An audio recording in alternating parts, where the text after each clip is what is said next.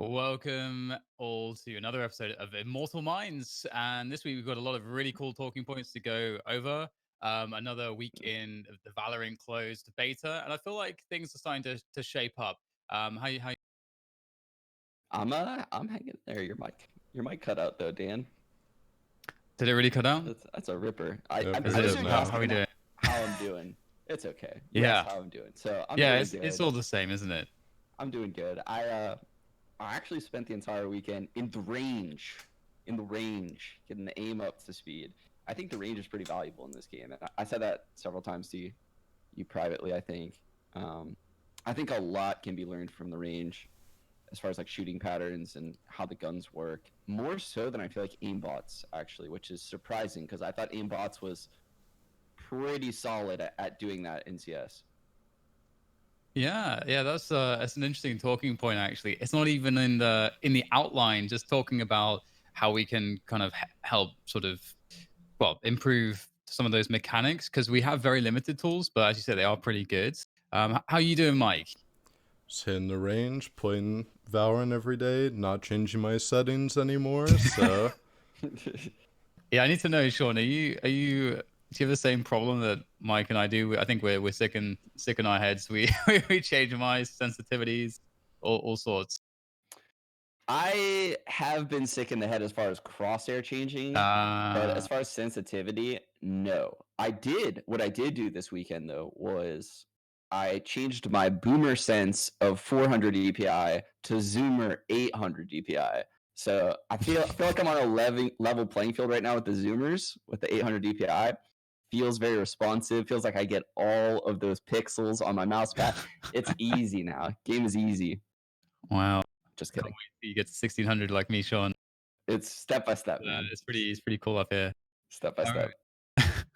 Well, one of the first things, there's a lot of like gripes, not necessarily gripes per se, but I think things that have sort of come to light in playing Valorant now that we've been had our hands on it for pretty much a month's time. And I think it's hard to know specifically where to start, but on my list is aim punch to begin with. I made a tweet about this recently, and which very quickly the position that I took was that I feel like they've put this in the game as a comeback mechanic because, from my perspective, it seems as though it only really punishes the player that's ahead. It allows, for example, a pistol or a shotgun or an SMG or a bulldog or something to have an even playing field in certain cases against like a vandal or a phantom. I can't really see a great place for it at the moment in the game. It just feels frustrating. It doesn't really feel like it's needed. What is your kind of opinion on the aim punch? Yeah, I feel like it's just a bit too much. I do think that there needs to be aim punch on people that don't have armor. I think that's one thing. You should be punished if you don't have a strong enough economy or if you're lacking, shields for whatever reason, right? That's what it took CS a little bit of time to actually figure this out too. Where I remember at the start of Go, aim punch was ridiculous. It was super bad. And then they lowered it a little bit. So I don't think, at least I hope, it's not going to be here to stay. It feels like it adds a layer of RNG on the gunfights right now, and it's not even something that affects every gunfight. It happens to be one in every 5 gunfights, one in every 10 gunfights, and sometimes it's even not that noticeable. Like you would have died anyway. So a lot of people just overlook it or don't feel it the same way that they did in the start of Go, but it is happening, and it does add a layer of RNG. So I'd like it to see it toned down a bit. Yeah, I really like actually the fact that you mentioned the dynamic with the armor and who it should punish and so on. And it's interesting that like the person that gets punished a lot of these times is like I'll get I'll be playing against Nico and a player will be swinging a corner with the classic pistol and he'll hit me in the head on his first bullet and I can't kill him now and he actually kills me and I'm fully loaded out and stuff as you say, like it's supposed to punish the players that don't have an economy. Yeah. And I feel like I had some people responding to me saying, "Oh, well, like it's supposed to reward good aim, and if you've got like a ghost, it rewards you for hitting those headshots and stuff." And I'm like, "Well, yeah, but the ghost is like $500, and the other guy's just spent 2,900 on a rifle and a Yeah. thousand on his armor. So should it really be So I don't really see that perspective. Where do you Yeah. stand on this, Mike? I just think like value proposition wise, like you said, if you have the better buy, especially if you have like armor, rifle, full utility, and you're just kind of getting shit on when someone wide swings with a pistol. Like I know that happened to you the other day when we played. Just classic pistol runs out like mid doors on Haven and hits you once, and then it's kind of like, well, my head is like back where my neck is now, so I can't do anything like to negate that. So I was speaking of the whole head moving thing. I wish they would take that out. I hate that in CS. The fact that when you headshot someone, say with like the Phantom, their head bounces back, and you yeah. can't just double tap the same place in certain areas of the head. You have to actually drag down to like find the recoiled back head. It's weird. I don't like that. It makes the whole scenario of flanking awkward. So I hope they take that animation and kind of fix it a little bit. It is interesting too in a way because with that animation, they've done a really good job in making the hitboxes very tight to the model, and it Yeah. follows the model wherever the model goes. So, yeah, it's kind of funny in that sense because in an older game where maybe that they wouldn't be able to like code that, I feel like at least then the head is still kind of where your muscle memory is suggesting it to be, even though Yeah. there's like just a split second that head is moving. It's this hitbox is the same, but the hitbox actually changes, and I think I saw people recording videos about this in the range where they're like, "Oh God, not this again." So yeah, I think these things will get kind of adjusted. It is just 4 weeks into the closed beta, so that this is the territory where we really need to be talking about these things, and I imagine that they would find a good some good ground for it because I think we've kind of covered a lot of the angles. I honestly don't. I can't even really I don't really feel like it's even appropriate to try to play devil's advocate as to why this could be good because I just don't think that there's really any legs to stand on from that perspective of the argument. Do you Yeah. agree? No, I completely agree. And there's certain things that like I haven't brought up on the show just because I think they'll be fixed. Hopefully. Um, for example, the Vandal versus Phantom, like the whole debate, right? Yeah, the Vandal can one shot you, but its recoil is just so ridiculous, like 4 bullets out. That's why you see none of these top players really investing into the Vandal a lot of the times. So like, why would you not just use a Guardian at that point for cheaper? If you're just gonna try to one shot people and just only go for headshots, just use the Guardian. It's cheaper. So I think that we're gonna see buffs probably coming at some point to the Vandal, just to like get it in line with the fan. I'd imagine the buys right now aren't what Riot anticipated between the two. Um, and also the aim punch, right? The aim punch actually helps people that use the Phantom. It has a faster rate of fire, and it doesn't matter that it doesn't one shot people at certain ranges because you're aim punching the shit out of them if you hit them in the head. So because of that, I think people right now are heavily leaning towards the Phantom that actually play the game a lot, which is what I do. I play the game a lot and I use the Phantom. But initially, I was like so drawn in by the one-shot capabilities of the Vandal, especially being a CS:GO player and the AK similarities. But it just doesn't make sense right now to use the Vandal. So I think there will be some tweaks coming in. So I don't want to like hop all over them for those things. It's still closed beta, and things are probably going to be fixed.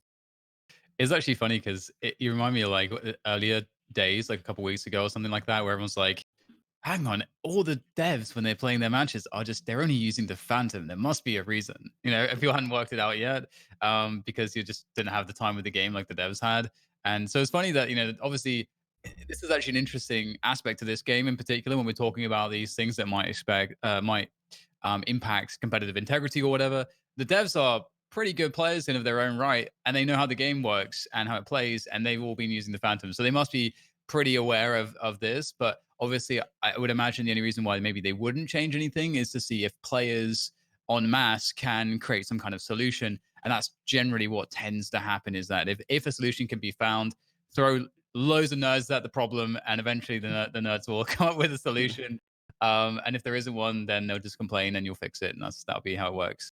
Um, Speaking of the nerds, we've all been, sort of now a month in, we've all got our kind of grips with the various agents that are on the roster, all 10 of them, and people are starting to make those tier lists. And this is another thing that I commented on on Twitter. I don't think tier lists make sense personally in a game like this. Where do you stand on this, Sean? Yeah, I definitely am not a fan of tier lists because unless you like clarify what the tier list is for. Are you talking about esports 5 versus 5, where we go into a practice server for a week ahead of time to play this map? Because if so, all of your tier lists that I've seen are trash. Are you talking about pubs where you're just downloading the game and you're playing it for like the one of the first 10 times you've played the game, right? You just hop into a server and you're not really practicing anything. Are those your tier lists? If so, yeah, I can kind of see some of your tier lists making sense. But what's the point? If that's what you're talking about, like what's the point? Every week I feel like I see Viper climb up the tier list right now because, like I said in the first episode with Dan, Viper is she's not essential in a team atmosphere, but she has tons of value. Uh, I kind of have a little bit of a controversial stance on Brimstone. Everyone's throwing Brimstone like the S tier. I think Brimstone needs a buff, to be honest. Like I think his smokes can be disrespected if you have the right utility. I think his Molotov is a little bit like lackluster, and I think his stim beacon is not used appropriately at all right now. Now, I'm sure there's going to be ways that those are found to be useful more than they are right now. There's going to be lineups for the Molotovs. There's going to be places where the stim beacon's dropped on hits. Like shit, dude. Like imagine having a pistol hit where you just throw a stim beacon down and everyone's just like firing super fast and being super annoying. So his ult is very good. I agree. Someone in chat said his ult is very good. But I don't think he's essential the way people say he's essential. I think the only essential agents right now in the game are Sage and Breach on an esport level. And that's because Breach has a flashbang that's the best flashbang in the game. The only other two are Phoenixes and Omens, and both are literally dog shit compared to his. His flash is god tier. So because of that, on a teamwork level, I would always want Breach in my comp right now. No other abilities even matter for him, even though he has great other abilities. Like Sage, on the other hand, she has the best kit in the game. All of her abilities can slow people down massively. I know one is the slow, but she has so much control over the map on an esport level and can dictate where the other team goes. And her slow orbs can just be launched so goddamn far. I don't know if like everyone's played as Sage, but holy shit, dude! I went into a practice server and I started throwing slow orbs, and I was like, wait, what? You can literally you can just launch them from like spawn on Haven into the A side. Makes no sense. Like that, I feel like she probably needs a bit of a nerf. But yeah, I just like the tier list on like every kind of took us into the weeds there. Sorry. Yeah, no, of course. No, I think it makes sense on that. I know obviously like we've talked about all this stuff offline as well, and I think for me as well, it's just like as you said, this is what I said in my tweet as well. One of the issues is no one's really specifying what their tier lists are actually for. They're just like, here is my tier list. This is how good all the characters are, and it's like, well, if you look at the way tier lists function in a game where they're like particularly famous or like a genre like fighting games, there you have like actual data. You actually have frame data, which can suggest in a specific matchup, because it's 1v1 as well, which changes things and makes it a lot easier. You can suggest, well, this character's move sets are much more easily punished by this character. And Yeah. and so like you have like this quality of data, and then also on top of that, then you have the data of like, well, how good is this character against all of the cast? Well, actually, in more than 50% of the matchups, this character actually has like a winning ratio. So that character, therefore is B plus or something. You can actually have Yeah. like a process behind it, but in this, because it's about a synergizing between 5 different characters on different maps against different lineups. All of a sudden it's about how do you work together, what strategies are you going to run. Everything is tailor made for how you want to play the game. And at that point, it becomes really interesting too, because we don't even know how this game is really played yet still, I Yeah. feel like. And one of the interesting things is it seems like retakes are going to be super important, like knowing how to do retakes, giving up space to only, to retake it, because it feels like abilities are strong enough that when people really figure out like the set pieces and the hits, like for example, let's say like bind on a short, like those a short pushes. If a team really knows what they're doing there isn't anywhere to stand at all. Like you Yeah. can't defend it. So retakes become really important. And so like, I don't think I even really understand myself what good retakes look like yet, because it also includes like lineups, like throwing those frozen orbs like from across the map, which is possible. Like what are really good spots for that? And so there's so much that we just don't know in that sense, that it just seems kind of like a fool's errand to make a tier list. Yeah, and to add on to what you said about the whole retake thing, right? People are like, "Oh, well, yeah, people are playing retake on bind right now." Okay, Well, soon enough, attack is going to be on a level where, Sova goes in first. He shoots his recon arrow. He figures out, you're not playing close. And then he uses his owl, his little, cam thing that flies around, and he clears out all of these angles. So now the attackers don't have to use any utility to take the site. So they keep all of their utility and dump it on you when you're retaking, right? It's like a mind game like that. That's where this game is going to go. Like, all these people that are just walking around right now and not using abilities and playing it like it's Counter-Strike, they're not going to be involved that way. In 6 months, I promise you, that's not what this game is going to look like. It's going to look insane. There's going to be so much synergy between the agents, and there's going to be a lot of counters going on. That's why tier lists are just shit right now, right? Like, you have no idea what this game is going to look like in 6 months, but I can promise you that it's going to be ability heavy as shit. It's going to be Yeah. crazy. It's funny because so like you were I think we were talking about this on when we're doing the stream we did like a we like did a stream called Inside Cypher's Lab several days ago where Sean and I were just kind of going through a lot of Omen stuff together and just recording it and chatting to you guys. So that's something we'll be doing every week now, so you can kind of see the research portion that kind of goes into generating the clips for the later segments, and you can take part in that. But one of the things that Sean showed me this spot on a short called Pocket, and in Counter Strike, that spot it's kind of like when you're on Dust 2 and you're standing. You're a long defender and you're in that position that's not the pit, but basically like you're against that wall where if you look straight forward, you see the blue bin. So basically, you have this like super strong peak because you're really far away from the corner of engagement, and the T's are swinging into you with a left eye swing. So it's a super strong angle, and playing pocket is quite similar on this map. And I was like, ooh, this actually feels like the same. But then I realized, well, hang on, actually, like if Breach comes to the party and just drops one fault line, which is his signature ability, I'm fucked.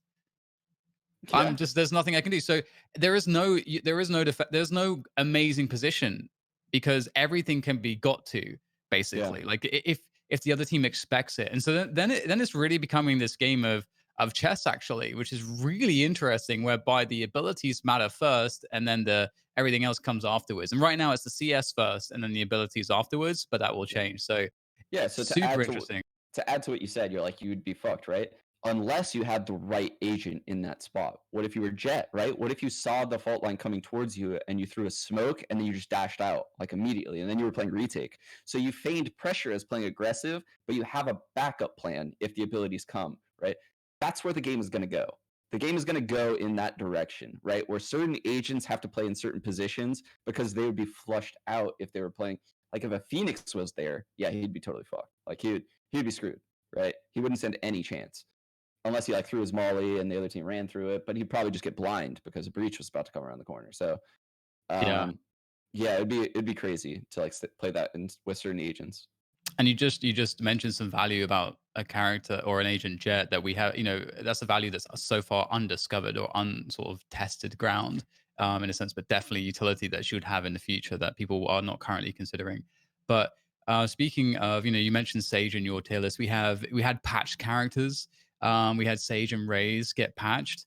Obviously, Raze was one everyone was really complaining about. I feel like the patch to her didn't really change almost anything about her. And with Sage, it's similarly for me, it doesn't feel like really Sage, her strength was really altered at all. Like, Yeah, where do you stand on the patch changes? How do you feel about them? I I actually feel like Sage was kind of buffed, right? Because now you can't dash through her slow.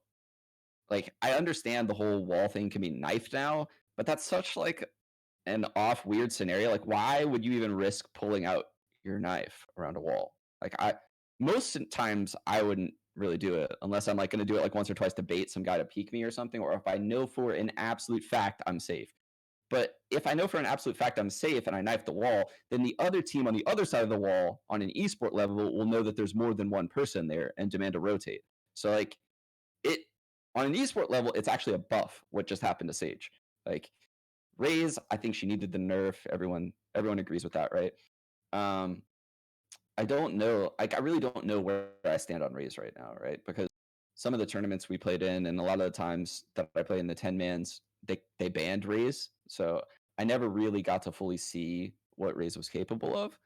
Um, I I'm not going to just sit here and pretend like I know what I'm talking about with Raze. I do feel like her kit is really strong, still, like it's still very strong. Uh, Probably one of the strongest in the game, actually. So she definitely is still valuable. Yeah, she's just definitely a character, an agent. I think that, like we just mentioned with Jet, she has a lot of importance at the esports level that's not really seen just yet. Like there's because of the damage ability, she's really one of the only character or agents I can think of that could really like stop, like just Yeah. hard stop something. Yeah. Because there's not really much else that can really do that except maybe like a Molotov because you can't extinguish those, but it's Yeah. not as good as like the rocket or whatever. So Yeah. So taking it back to that bind pocket corner, right? So if that breach thing comes your way and you throw a nade around the corner, I mean, you're gonna live for about 5 seconds. They're not gonna run through that grenade. Like that'll just take out their whole team. It really can kill you in one hit. So um, definitely a pretty good agent still.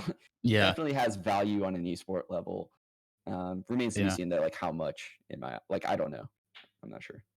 Well, we did mention, speaking of the pocket angle, some of the mechanics in terms of how this game works and some of the similarities to CS and how you gain advantage when you're playing angles.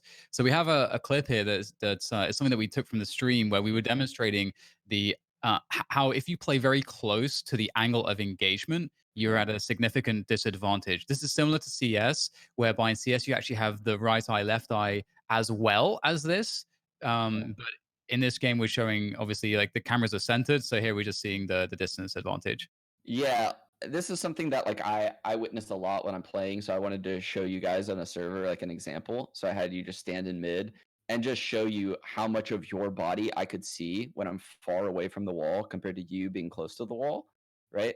A lot of people that are holding these angles in this game just think, "Oh, I could just hold an angle because I'm playing Valorant." And all these influencers are telling me I can hold angles because this is just like 1.6 and there's no left eye, right eye peak, and I'm just going to hold angles.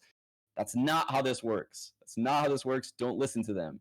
It's how it works is the distance from the wall because you have a center camera on your eye, right? So think about if you were close to the wall, like it blocks all of your vision.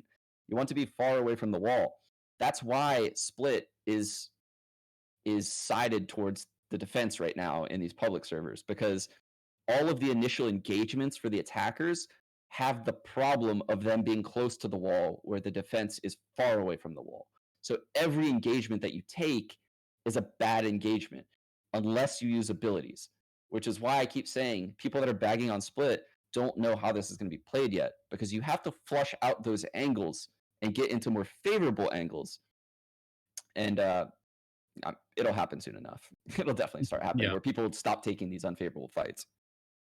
Yeah, definitely something to think about. If you're going to be taking a fight, think about how close you are to the angle. And if you can get further back, there's probably a pretty good argument that you should be doing that as opposed to playing it really close. It feels good to play close. You're like, I'm just gonna pop out, surprise. Yeah. But actually in reality it's pretty rubbish. So definitely consider that when you're taking these fights.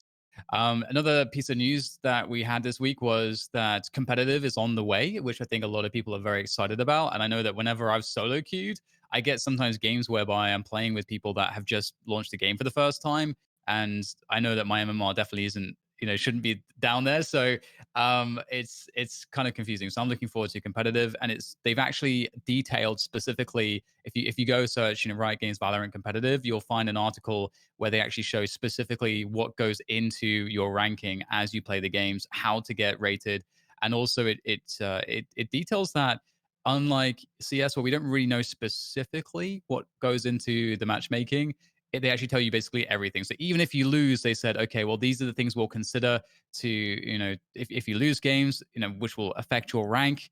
Even if you get absolutely destroyed, if you played really, really well individually, these things are going to matter and be taken into account and so on. So that data is all there. So are you excited, Sean, for this? Dude, I'm stoked. The one thing that I'm not excited for is I feel like it's going to be a super toxic environment, right? I want to bring a 5 stack to this because I feel like if you solo queue at the start when everyone doesn't have ranks and everyone's like, "Oh, I'm going to get Valorant rank," and you do anything wrong in that first week as a solo queuer, holy shit. Your whole family is in jeopardy. Like you will get burned to the ground. Like it is it is going to be very toxic in this game when that first week where competitive is launched. That's something I'm not too excited about. That's a good point. You have to play 20 unrated games to get ranked. So it's that's going to be a journey too. I Yeah. don't know if I'll find a stack for all 20 of those games, but definitely excited for that. Um, there's another few things to talk about in this introduction. We can go over them quickly so we can get to the rest of the show as well. We've had a lot of time now with the gun play, and this is obviously like super important. And these are things that will be tweaked most likely. One of the biggest things people are talking about is the shift walking. So if you're walking and you are accurate, it is as though you are standing effectively, standing still. That is, and what do you think about it, Sean? Because it changes the dynamics pretty significantly. It's definitely an easier barrier of entry. You don't need as much mechanical skill in terms of your counter strafing and so on. I'm a fan of it. I'm fine with it. I don't want this game to literally just be a copy paste of CS:GO. So I'm fine with the whole shift walking thing. I don't think in many scenarios it's favorable to shift walk into angles because the movement speed in this game is slower than CS:GO. So if you shift walk into an angle, you're probably going to die. Especially because when you peek an angle, most of the time you're at a disadvantage, as we showed in like the distance from the wall kind of thing. Most of those scenarios you would be at a disadvantage. I'm not saying all of them. Um, so I don't think it's that big of a deal that it's different from CS. I think I don't know. That's just how I feel. I'm fine with the shift walking thing. There's other problems that I think they should focus on.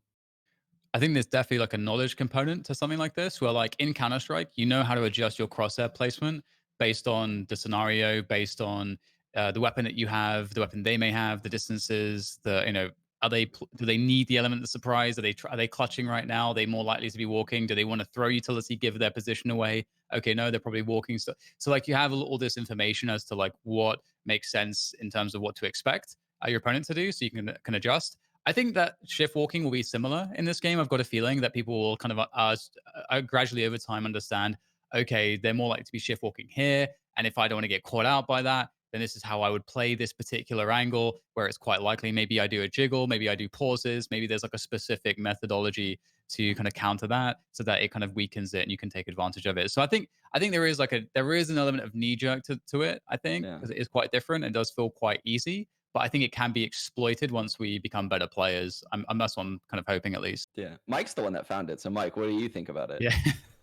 I think a lot of it comes down to like in what scenario you're using it, because on defenders I think it's more useful than attackers, because attackers you're trying to like catch them off guard, like whatever position they're standing in, or if they're holding a corner, if you know their position you're just trying to clear them out.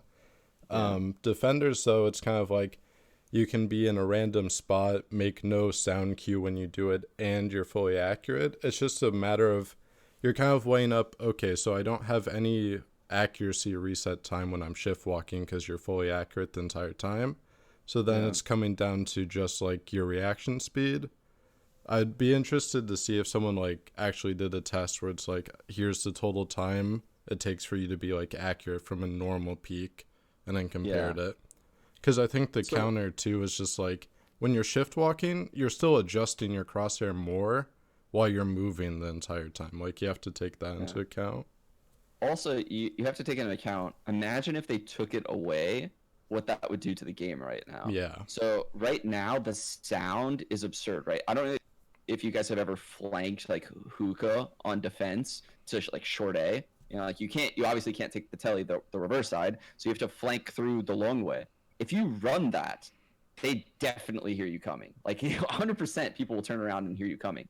But if you walk it, you can at least have some kind of accuracy while you're walking. Like if you run into a guy that's looking at you, you can still have a chance. Because if they took that away from you, you would never stand a chance. There would be no flanks ever happening from that direction because you would just get owned if someone was holding it. So I think it kind of needs to stay in the game given where the sound is and how like small the maps are. It's a good addition given the rest of the game. And if they took it away, I think they'd be taking a lot of plays out of the game that would have been made. That is a very good point, actually. I didn't consider the sound and how that factors in. I like it. With that though, it's time to talk about split, which is something that's also controversial. I feel like so many things at this point. People. I mean, I guess it's the internet, right? Yeah. People see the age of the outrage. So with split, I think it's a map where a lot of people feel like it's very awkward and they don't quite know how to play it. They feel like it's very defender sided. I think generally seems to be the consensus. Which in Counter Strike, if there's ever a new map, it's always CT sided pretty much from the get go because no one knows how to use utility yet. That's why it happens in CS, and I'm sure it's the same here. So what do what do we make of split at Immortal Minds? Ooh, I love playing Split. I mean, I'm gonna have probably like the hot take here and say I think it's a great map. I think there's one area of the map that I hate, and that's the heaven area at the A bomb site. There's way too many weird elevations, and like if you ever come up the ramps area by A on attack, and the CTs are rotating in like heaven from the backhaul area, or even up ropes, there's so many levels of elevation that they could peek you from, and that's not a good competitive scenario. Like there's so much RNG about your crosshair placement. And as a CS pro, the crosshair placement is like one of the defining things that make you good at the game, right? As having good crosshair placement. So that way your time to kill is super low. But if you're just guessing on all of these angles, whether someone's going to peek you high or low or in a medium angle or super high, like there's like 8 different elevations they can peek you from in certain angles. And it's just a disaster. Like that whole area needs to be leveled out, and I think it would be a lot better map. Now, what people complain about is that they can't take anything, right?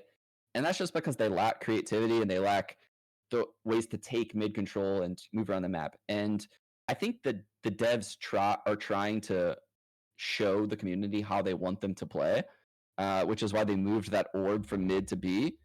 They want you to spread out and get map control. They want you to force rotations to the extremities and then focus on middle, because right now it's just like a clusterfuck in middle of like 8 people just battling it out, and like there's just shit flying all over the place.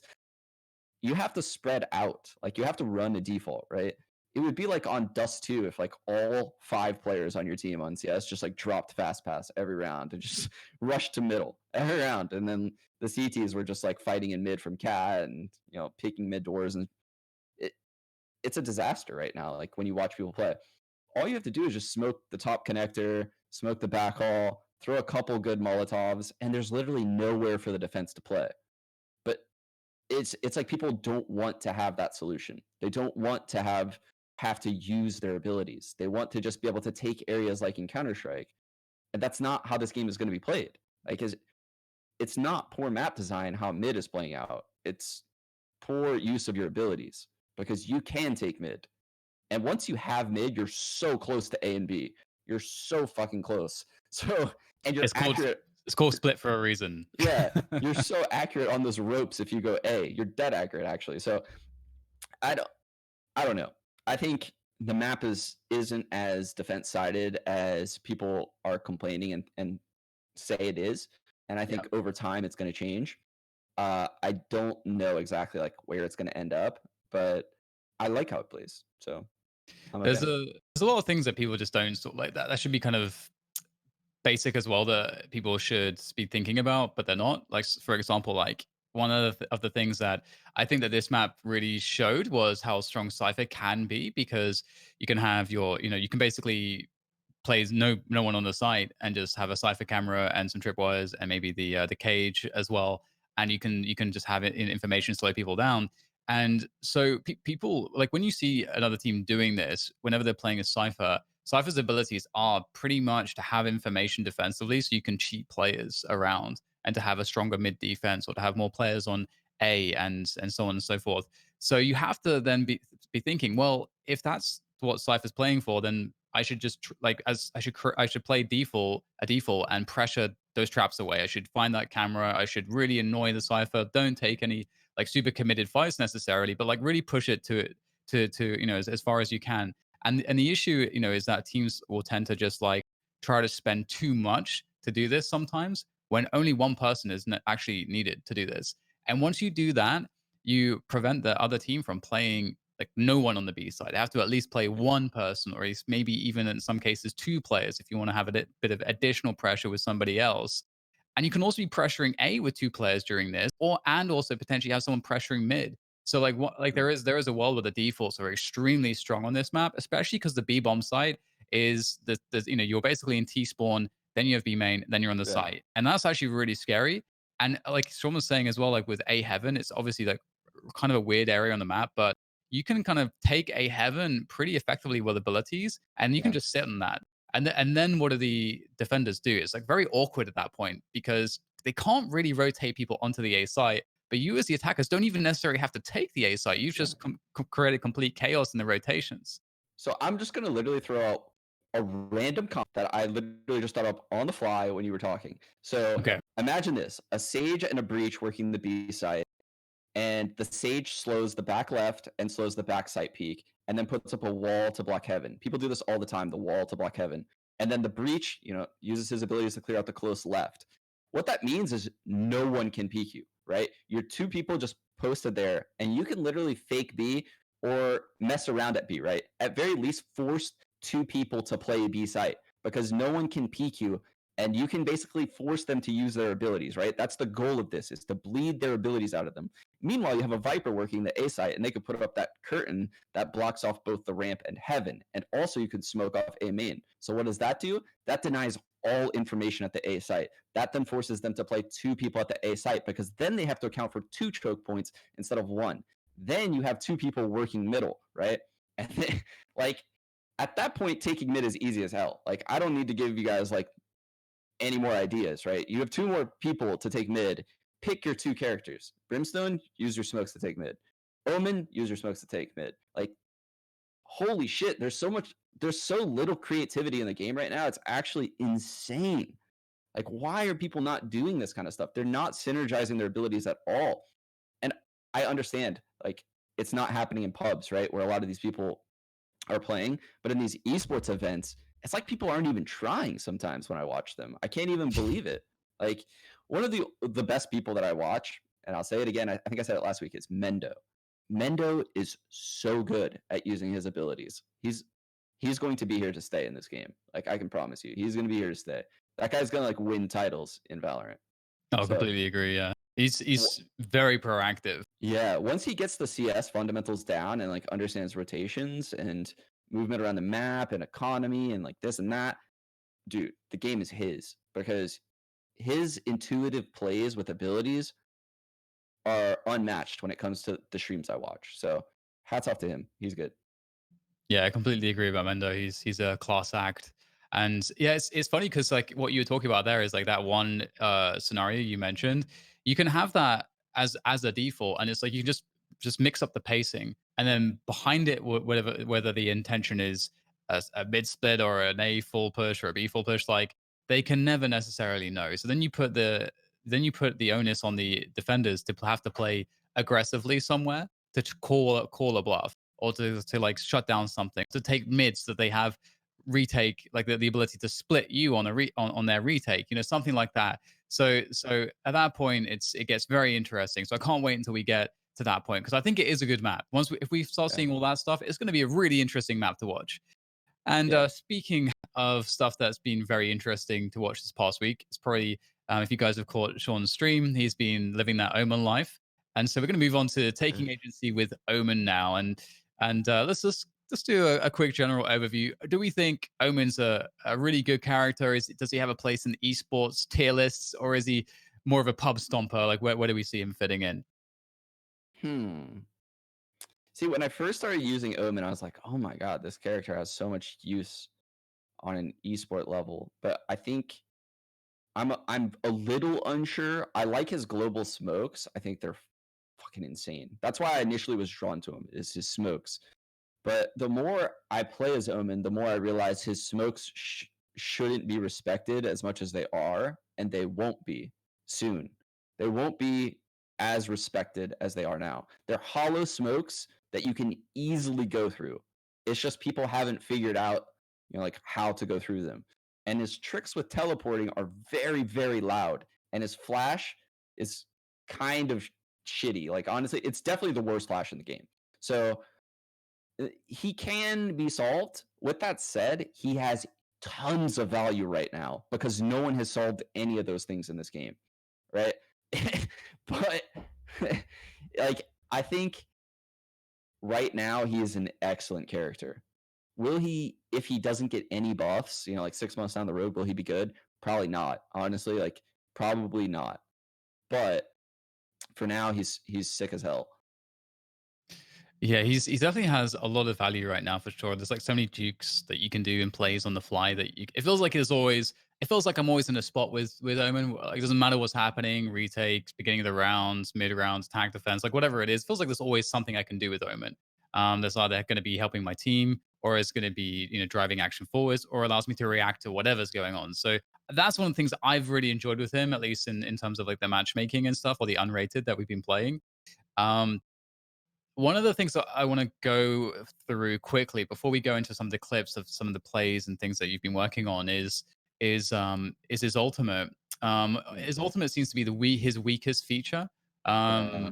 So like, how do you feel about it so far? It's weird because like when I use his ult right now, I it works. Like I get tons of kills, but I know like once teams start understanding how this game is played, it just feels like it's not gonna work. Like it's so loud and you're so vulnerable for such a long period of time that it it's just it's going to be used in like quirky scenarios a lot of times, like to rotate to the other bomb site during a hit, or like rotate to the bomb site that your team is hitting if you're a lurker. Like that's where I think his value of his ult is. Whereas other people's ults in this game are round changing. Like they win you rounds almost immediately when you use them. So because of that, I think Omen might have like low key the weakest ult in the game, which is weird to say. Like if you would have told me before, like there's a character that can teleport anywhere on the map, I'd be like, what? Like this game is gonna suck. Like there's no way. That's so OP, but it's so loud. You can actually see. So a lot of people don't know this. When you ult as Omen, there's a little bubble around you, and that's the sound radius that people will be able to hear you. A lot of people don't know this, and it is very very big. Like I'm talking. There's probably like one place on all three maps that you can teleport where no one will be able to hear you on a default, and that's way deep in T spawn on bind. Like, so, but that T spawn goes super deep, unlike the other maps, right? So that's not a very valuable place to be, and you can't really do much if you're there. So I think his ult. It's weird. I don't want to tell them to buff it because, dude, I definitely don't want to say buff his ult because it would ruin the game if his ult is too good. It's going to get really silly. Um, a lot of times people like ult into smokes and stuff. That's a pretty good play, but still it becomes obvious, right? You would have to ult while your team is doing a bunch of shit, so that way the comms are hectic on the other team, so that way there's a lot of stuff going on and the sound is a little bit weird. But I don't know, it's definitely difficult to find good places to ult. I'm not saying it's impossible, but there's only a handful of good ult spots on each map. Yeah, I think it goes into maybe the point before, like when you're thinking about it on an esports level, does it play into things if there's like these set piece defaults that are happening across the map, that he can teleport into like a Viper smoke or something like that that's on one of the sites, or is he teleporting into the brimstone smoke that's on the B site, like in your example? But at the same time, like the sound, as you say, kind of gives up the game there. So it and I was also thinking, what about like those clutch situations post plant? You can fake somebody out, but oh yeah, the sound just basically gives everything away. So yeah, it'd be interesting to see if they kind of try to rebalance it as people have become adjusted to all of the Omen shenanigans.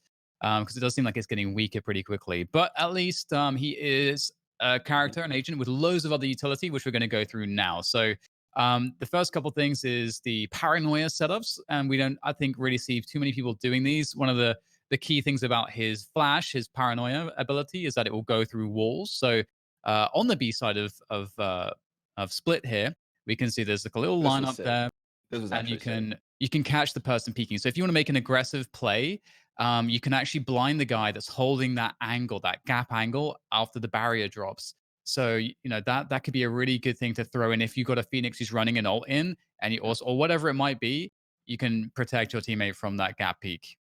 Yeah, this is like one of those things that requires a little bit of teamwork. This is definitely something that we haven't seen yet. No one's really used Omen's flashes effectively because it is difficult. You would have to have lineups ahead of time because, like you said, they go through walls, and people can see them coming, which is kind of stupid, right? That's one of the reasons Yeah. why his ultimate is bad because you see the direction of Omen's abilities as they come to you in most cases, right? So if you see a smoke fly past you from T spawn, you're like, oh shit, the Omen's in T spawn. Or you see like a flash fly past you, you're like, oh shit, that's where he is. He's over there. So once people start realizing the direction of his stuff, he becomes even more solvable. That's something I'm worried about too with Omen. Yeah, because there's also like that extra level of like if you see that flash, people will start adjusting, playing the off angle instead, and then understanding that that flash is a tell. And then so there's definitely lots of layers to this at an esports level. But this is a flash setup that you found, Sean, that you're doing sort of just as a solo play to take showers on bind. Oh yeah, is this the one at like the start of the round? Yeah. Yeah, so basically when I spawn as Omen sometimes I'll just throw a flash into this wall that people like peeking and I'll just peek with it, right? So that way if someone swings with me, they're just going to eat flashes. And I'll do the same thing in reverse too. Like I'll do the same thing on attack. I'd actually do it more in attack so that way people don't peek into me. And it does a pretty good job actually. Like people do get blind by that. What sucks about Omen's flash is that if people are close around corners, it really does nothing because they still have that vision radius like around them and they can see things close to them. They just can't see things far away. So like you actually have to hit people that are pretty far away with Omen's flash to actually have it be of any value, which kind of sucks. And this next clip is going to be um, actually, I think a retake smoke that I was messing around with on the stream, which is just this idea that you can kind of safely throw it from this bin. It lands on top of the like I don't know what even to call it, like the screen, the A bomb site where you can plant behind, and it allows you to get like this nice little peek, and you can do this like little. I didn't actually show it in this clip, but in Counter Strike, there's this thing where if you're crouching and moving towards something and holding crouch and holding plus forward, you kind of like just immediately like clip onto that ledge and you're instantly accurate the second that you're on that ledge. There's lots of application on that for that in CS. Like I think Mirage B site, that barrel on the B apartments is where people are most familiar with that. You can do the same thing in this game. So you can actually do that and with that the smoke in particular, and you can get this like nice little peek onto the players that's playing the site. But although that said, this will often be heaven will often be smoked off. But I thought that was a cool little smoke. Yeah, that kind of stuff exists on all the maps, so it's really cool. You can do tons of little one ways like that, which we were finding a lot on Split. And so the next one I think is going to be from you, Sean, which is going to be a double smoke setup with the teleports. I don't even remember. Oh yeah, this is just sometimes when I'm lurking A, I'll just do like weird stuff like this. I'll just smoke both sides and I'll teleport onto this ledge, and I'll just be like above the smokes. Ignore that third But smoke. yeah, that's Dan's troll ass smoke. That's not my smoke. So, but I definitely use this teleport ability a lot when I play as Omen. Like I teleport to places a lot. And that's part of the reason why Omen smokes I think were designed to be hollow is because people do actually, and I do this a lot too, is I'll teleport into my smokes. But that's something that can be solved very easily, which is why I'm saying I think Omen isn't that strong because people once they start seeing Omen smokes, they'll go inside of them Yeah. because they'll think Omens are going to come in there with their teleport. So I don't know. It's gonna be Omen's just gonna be like one of those mind game characters where you constantly have to outsmart your opponents, and if they outsmart you, it's just gonna tilt you.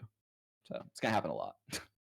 And that little setup is one thing as well of like whenever we are going to be showing stuff on this show, we're going to want to try to explain to you like the pros, the cons, like what are the use cases. And I think one of the use cases in that example is if you're playing against a team that's being particularly passive and they're not applying too much pressure, that's a really great way to just set up a forward play and then just see what their response is. If they're giving you space, and often on split, that can be the case that the teams will play A quite passively. So that's a good punish to just create some pressure and then see what they'll do as a response. Um, Ooh. right.